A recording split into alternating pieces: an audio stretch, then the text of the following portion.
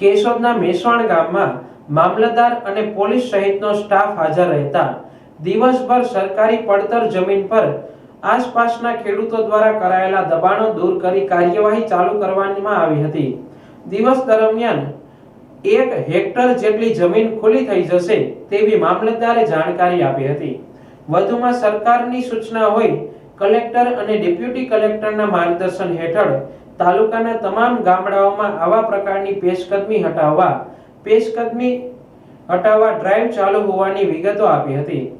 સરકારના આદેશને અનુસરી જૂનાગઢ જિલ્લા વહીવટી તંત્ર દ્વારા છેલ્લા ઘણા સમયથી જિલ્લાના અનેક સ્થળો પર ડ્રાઈવ યોજી દબાણ હટાવવા કાર્યવાહી કરવામાં આવી રહી છે, જેમાં સરકારી તેમજ ગૌચરની પડતરની જમીન પર દબાણ હટાવવામાં આવી રહ્યું છે।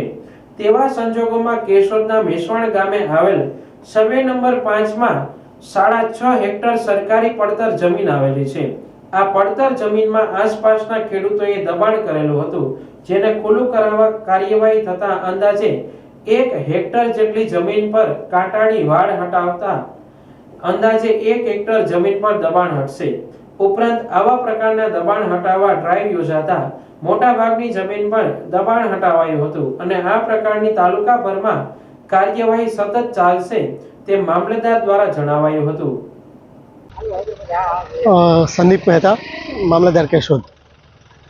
આજરોજ સરકારશ્રીની સૂચના મુજબ તેમજ માનનીય કલેક્ટર સાહેબ અને આસિસ્ટન્ટ કલેક્ટર સાહેબના માર્ગદર્શન હેઠળ આજરોજ અમે મેસવાણ ગામે સરકારી જમીન પરના દબાણ ખુલ્લા કરાવવા અંગેની ડ્રાઈવ શરૂ કરેલી છે। અત્યારે મેસવાણ ગામના સરકારી સર્વે નંબર 5 જે સરકારી પડતર આવેલો છે તેનું કુલ ક્ષેત્રફળ આશરે 6.5 હેક્ટર જેટલું છે। એમાંથી લગભગ 1 હેક્ટર જેટલા વિસ્તારમાં દબાણ પેશકદમી આજુબાજુના ખેડૂતો દ્વારા કરવામાં આવેલ હોવાનું જણાયેલ છે, જે અત્યારે ડ્રાઈવ શરૂ છે અને દબાણ ખુલ્લા કરવાની કામગીરી ચાલુ છે।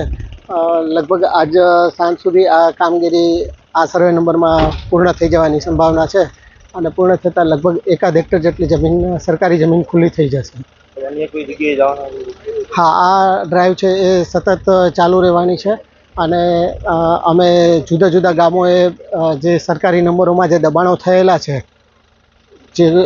એ દબાણો આઈડેન્ટિફાઈ કરેલા છે, એમને બધાને દબાણકર્તાઓને નોટિસો આપેલી છે અને એ નોટિસની સમયમર્યાદા જેમ જેમ પૂર્ણ થતી જાય છે એ પ્રમાણે દબાણ ખુલ્લા કરવાની કાર્યવાહી શરૂમાં છે અને શરૂમાં રહેશે।